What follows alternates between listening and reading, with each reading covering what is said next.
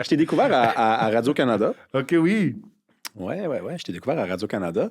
Puis je me disais, bon, puisque c'est à Radio-Canada, ça doit être un mou, ça. Ça doit être un conservateur, mais tu sais, bon, très libéral, un genre de Alain Reyes. Puis j'en vois pas de flèche à Alain Reyes, mais disons, Alain Reyes est très smooth dans sa façon d'être conservateur.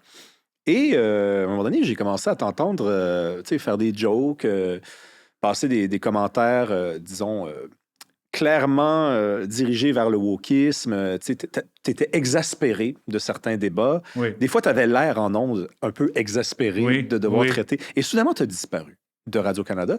Je t'ai demandé, avant qu'on s'installe, si tu étais à l'aise de me raconter un peu ce qui est arrivé. Je sais que ça intrigue beaucoup de gens. Ben, ça m'intrigue, moi, le premier. Euh, juste pour faire un petit parallèle, parce que on est en train d'enregistrer ce balado, mais il y a toute cette saga avec Geneviève Hins, puis Marois Risky, puis mise en demeure, puis pourquoi elle a été congédiée. Peut-être moi, j'aurais dû envoyer une mise en demeure à Radio-Canada. Non, je ne l'ai pas fait. Moi, je non plus. Ça veut dire...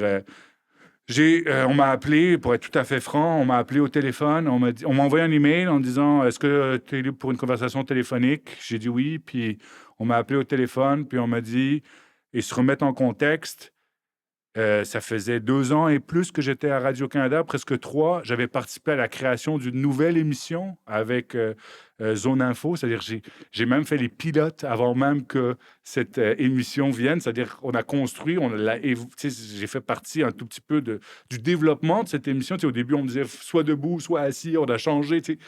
Puis ensuite, finalement, on m'a appelé. Et c'est ça que j'ai pas compris. Je comprends toujours pas.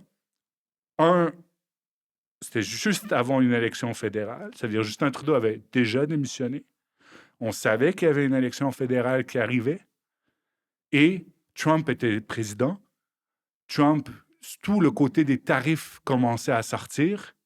Et moi, je suis un ancien du commerce international où les États-Unis étaient un de mes dossiers, où j'ai travaillé sur le bois d'œuvre, où j'ai travaillé sur des négociations Canada-États-Unis. Que même à l'époque, Radio-Canada me mettait en avant à RDI Économie, à Zone Économie, je veux dire, puis à d'autres émissions en disant OK, Rodolphe, ancien du commerce international, ou Rodolphe, ancien, tu vois, du gouvernement Harper, etc. Puis là, tout d'un coup, on m'appelle, puis on me dit changement de programmation, merci, au revoir. T'as pas ce qu'il faut. Ben, je sais pas, on m'a pas donné l'explication que j'ai demandé, et ils m'ont dit changement, officiellement, c'était changement de programmation. Mais changement de programmation, tu sais, pour nous, les analystes politiques, les élections, c'est les Jeux olympiques. Ça arrive une fois aux 4 ans, souvent, puis on se prépare. Puis moi, ça faisait 2 ans et demi que je me préparais, incluant à Radio-Canada, pour faire une campagne électorale. J'avais même écrit dans Le Devoir que je n'allais pas être candidat, parce qu'il y avait eu des rumeurs. Je me souviens, un jour, j'ai reçu un appel de Jonathan Trudeau, du 98.5, qui m'appelle. J'étais au Mexique, en vacances. Puis il m'appelle, puis il me dit « Bon, tu te présentes aux élections? » Je dis, comment ça, Jonathan? Je dis, oui, il y a des rumeurs, tu vas te présenter. Je dis, non, je ne vais pas me présenter. Je dis, peux-tu me donner 24-48 heures? Et il m'a dit, pourquoi? Je dis, ben, je vais l'écrire. Comme ça, c'est bon, là, tu n'as pas d'histoire. Puis finalement, ben, j'ai publié au Devoir. J'ai appelé le Devoir. Je dis, est-ce que vous pouvez me réserver une plage? J'ai besoin de faire une petite clarification. Ils m'ont dit, OK. Puis j'ai écrit noir sur blanc dans le Devoir. Je me suis dit, bon, ça suffit, là. Je l'ai écrit dans le Devoir. Il n'y a pas plus gauchiste que le Devoir, qu'un conservateur qui dit, je me présente pas, là. Vous le lisez tous, c'est papier. C'est même pas électronique, là. Tu sais. Tu peux prendre la copie papier et marquer Rodolphe Lucier a dit, je me présente pas aux élections. Donc, tu sais, je m'étais dit. Rodolphe Lucier. Oui, Rodolphe Lucier, oui. Puis j'avais dit, c'est ça qui m'a quelque chose. Puis pour terminer avec ça, j'ai dit, OK, mon rêve, et je l'avais écrit, c'est de dire que je voulais être analyste pendant une campagne électorale. Tu sais pourquoi? J'ai été candidat. J'ai été dans ce qu'on appelle le centre d'opération, le war room d'un parti conservateur. J'ai entraîné des chefs. J'ai participé à la préparation des débats. J'ai été à une course à la chefferie. Je voulais, cette fois-là, le faire de l'autre côté. Checker quelque chose, ouais. Puis, on m'a enlevé ça, malgré le fait que j'avais un contrat. J'avais un contrat à Radcan jusqu'à la fin de l'année, jusqu'au mois de juin, incluant la campagne électorale, en me disant « Tu vas être analyste pour nous ».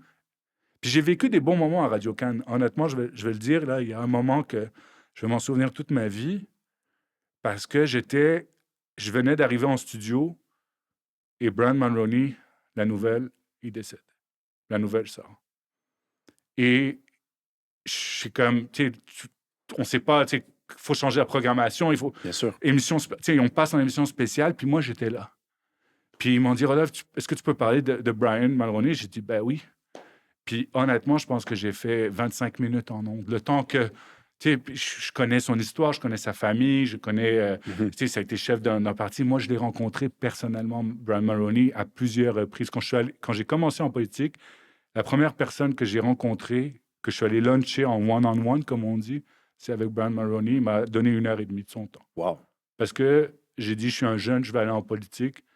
Puis on a parlé. Donc, tout ça pour te dire, donc j'ai un moment extraordinaire à Radio-Canada où j'ai pu parler, dire, rappeler son parcours du petit gars de Bécomo à tout ça, que je connais toutes les histoires. Je connais toutes les histoires de Luc Lavoie qui a raconté sur Brian, etc. Alors, je vis ce moment extraordinaire à Radio-Canada où on me laisse, tu sais, vas-y, Rodolphe, le temps que Jean Charest arrive, que Lucien Bouchard arrive. Puis après, on m'envoie une lettre, pas une lettre, mais Incroyable. merci, Rodolphe, bravo, écoute, t'étais super. Tu sais, genre, quelques mois plus tard, merci, changement de programmation. Commerce international, on n'a plus besoin de ton expérience. Tu as été dans des campagnes, tu as été au leadership, mais tu ne vas pas couvrir la campagne. Oui, mais Rodolphe, puisque donc cette explication-là n'est pas suffisante, n'est pas appropriée, on ne l'aura pas, là, Non, on l'aura pas. la vérité. Mais puisque c'est pas suffisant, moi, je propose qu'on creuse un peu. Il y a toujours des théories, tu sais, voulant qu'à Radio-Canada, on trouve ça important, parce que c'est notre mandat de donner l'ensemble des points, d'offrir l'ensemble des points de vue. Donc, on va aller chercher des anciens libéraux, un ancien NPD. J'imagine que quand Gabriel Nadeau-Dubois va se retirer officiellement, il va recevoir un appel, si ce n'est pas déjà fait. Mais les conservateurs qui sont à l'écran, c'est des drôles de conservateurs. C'est des drôles de conservateurs jusqu'à ce que on ait la preuve que quand on en avait un qui n'était pas un drôle de conservateur, qui est un vrai conservateur, ben là, finalement, il disparaît. Jacinthe Evarel, c'est un peu le même principe. Jacinthe Evarel, elle ne faisait pas de quartier. Tu ne semblais pas en faire non plus. Et là, on a des conservateurs un peu plus libéraux, j'ai l'impression. Est-ce que tu as cette vision-là, toi, moi, de ceux qui restent? Oui, mais moi, le premier problème que j'ai maintenant quand je regarde ça, puis c'est plus a posteriori, mais je l'ai déjà dit, je pense, dans le passé, c'est qu'au bout d'un moment, on essaie de tout faire, puis on n'arrive à rien faire. Parce qu'on se dit, OK, on a besoin d'un conservateur, d'un libéral, de quelqu'un plus de gauche. Mais attends, on a besoin que ce soit hommes et femmes. Puis, on a besoin aussi de diversité. Puis moi, je me suis posé la question, est-ce que moi, vu que je suis Rodolphe Lucier, Husny, que j'ai un nom ethnique, que mon père, je ne le cache pas, mais j'ai écrit un article dans Le Devoir, mon père est syrien, est venu au Canada comme immigrant en 1967.